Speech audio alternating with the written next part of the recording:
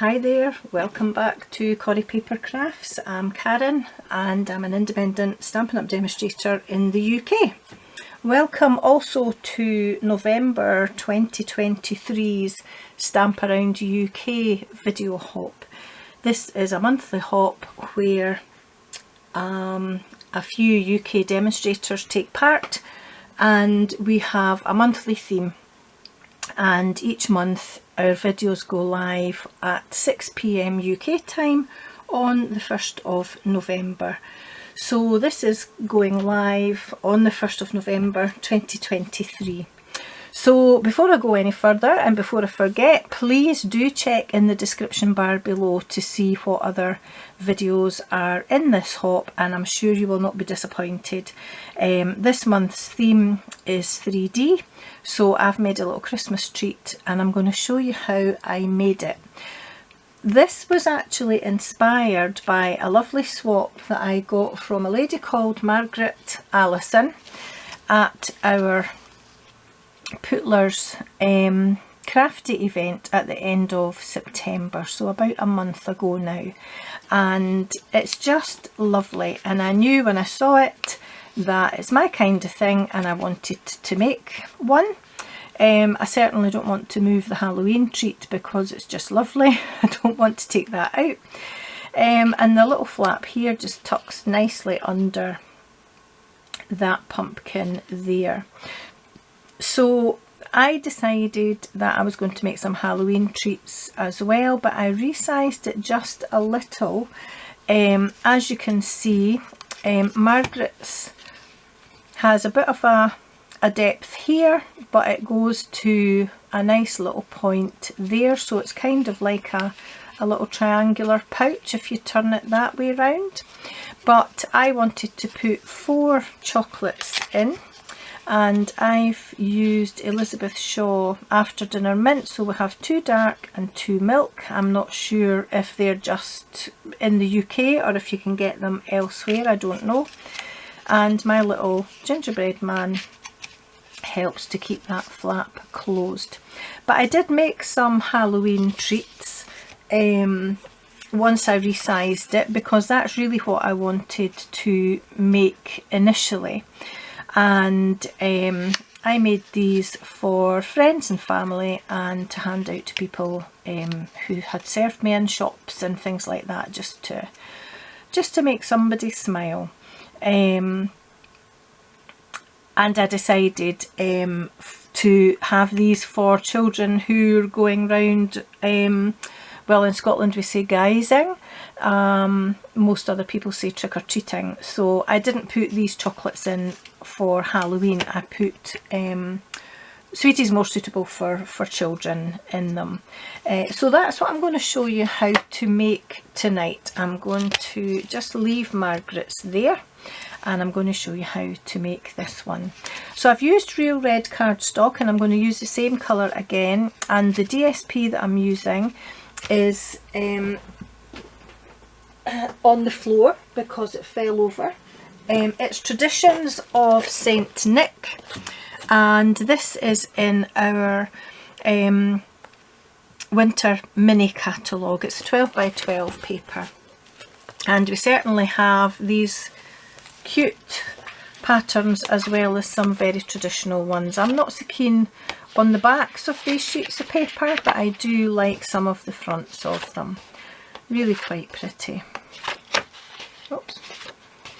So that's the paper that I used on the original one that I made, and this is the paper here that I'm going to use on this one I'm going to make with you now, and I've used this as well. So let me just get this paper back out of the way again. So you don't need very much to make this. You'll need a piece of cardstock which measures 7.5 inches by 3 inches. You'll need 1 piece of designer series paper for the front, and 1 piece for the backing on the inside. I certainly did what Margaret did and put a piece of cardstock in my Halloween ones, but I'm just using a coordinating piece of DSP for the inside of my After Dinner Mints treat.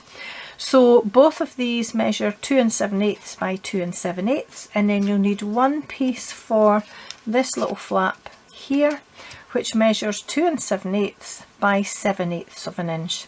Now for this piece here, it doesn't matter about the square pieces because of the same measurement on both sides, but this needs to be in portrait. So if you have a directional pattern like this, you want the pattern to be true up and down the way. You don't want it to be on its side like that. So I've done quite a bit of the prep ahead of time for this, just to save us a little bit of time. First of all, we're going to do a little bit of scoring, so I'll move my paper out of the way, get my trimmer, and I apologise if I shake the tripod. So we're going to score at 3 inches, 3 1/4, 6 1/4, and 6 1/2. And that's it. That's all our scoring done. All we really need to do now is stick our bits of paper on, put our sweeties in, and we're good to go. So I'm going to fold and burnish on all the score lines. They're quite narrow, so just take your time so that you keep those nice and straight. There we go, I'm all fingers and thumbs. I'm not long home from work and my hands are still so cold. I'll put these back up here now. So this is essentially our little treat maker made, and I want to put my piece of designer series paper on here and on here, so I'm going to do that just now, or do that first before I do the inside bit, I should say.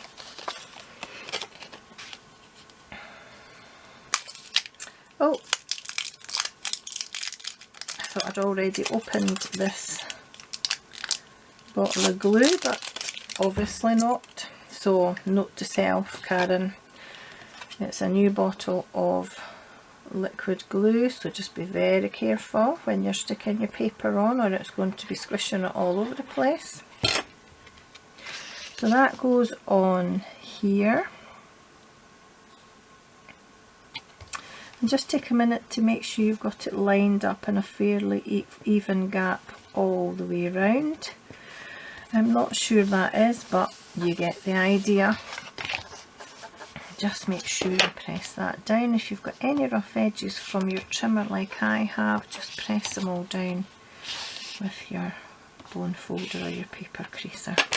So that's that bit on, and I now want to put this bit on, so I'm just going to lay that out so that I can see what direction that's going in, so that I make sure I get this in the same direction. And then I'm just going to wheek some glue down there and just centre it as best I can. And just hold it for a few seconds until that takes. You do still have a bit of wiggle room with liquid glue, so if it's not quite in the right place, you can fix that. And then I'm going to add this piece of DSP to this section here. So not this part and not this part, but what is the middle section. It's not evenly sized, but it's the middle panel.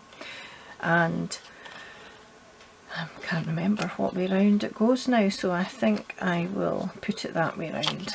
It doesn't really matter because that's not hugely directional. Come on, glue.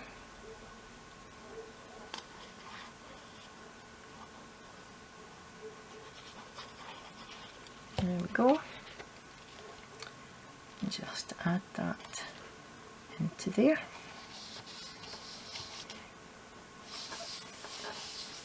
There we are. And that really is the body of it made. Now you would normally put your chocolates in. I've not brought any chocolates to put in. I just want to give you the idea of how it goes together. Although what I didn't think about was the fact that I don't have any sweeties to press against. So that probably wasn't very clever. I'm just going to have to improvise and pretend my sweeties are in there and kind of line up where my little gingerbread man is going to go. So ahead of time I've stamped and die cut my little gingerbread man and my sending cheer sentiment, and I used the sending cheer stamps and dies to do that. So I've used this little stamp here, and this is my little gingerbread man, and it's a separate stamp for his wee face. And the dies that I have used are, come out, the sending cheer dies. Now this little gingerbread man actually makes a tag, so I just took my paper snips and trimmed round the top of his head to take that little bit off because I didn't want it. And the dies that I used for the sending cheer sentiment are the Stylish Shapes dies, and I actually used the second smallest square. Now when I stamped this, I lined it up underneath where I wanted it to sit under the sentiment, put it through my die machine, and because I didn't want that big huge square, and then I got these to fit into the existing holes there, and managed to then, if I just show you, once you get that in to the holes it won't move, so you can line it up quite easily. So that's quite a good trick to be able to use with dies that don't quite fit what you want them to fit. So I've put dimensionals down this side of my little man because I don't want any on this side, because I just want that to sit over. I didn't want it to stick onto there. So this is the tricky part because I've not got any chocolates in this pouch, so we're going to have to hope for the best here, folks, and get it roughly where we think it should be. And then I'm just going to line up my little man, and because he's quite big I don't want to necessarily have him right in the middle. I can afford to put him a bit lower down, and just check that none of my dimensionals are sticking to this flap here, and they're not, so I can go ahead and press that down and then put my little flap back in. There we go. That's better, it's springing up now. And then you can see that I've made a mistake with stamping before, because there's some stamping on the back of here. I wasn't too fussed about putting it square like my Halloween one is, and that's one of the Stylish Shapes dies as well, and I did exactly the same to line that up to make it a smaller flag. But I quite like it being on a bit of a jaunty angle over that corner. I'm not too fussed about the fact that it's sticking out a little bit. And then all I did was I decorated it with some iridescent rhinestones. Here we go.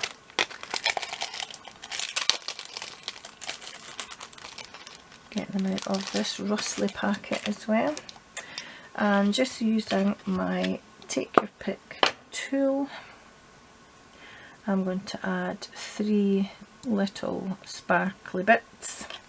So I'm going to pop one here, putting a bigger one about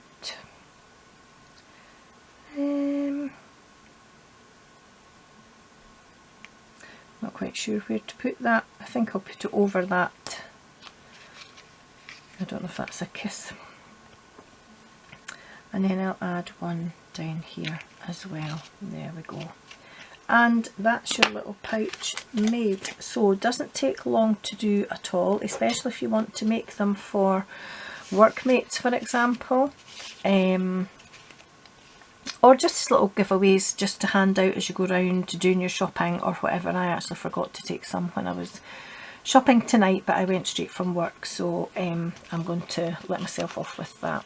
So I hope you enjoyed that. I'd love to know if you make one yourself. Just remember to put your chocolates in or whatever other treats you want to put in, and just a little reminder of the inspiration from Margaret's little project as well. So thanks for watching. Don't forget to check out the other links below and see who else is in the hop and what gorgeous things they've made as well. But for now I will say bye bye, and I'll see you again soon. Take care.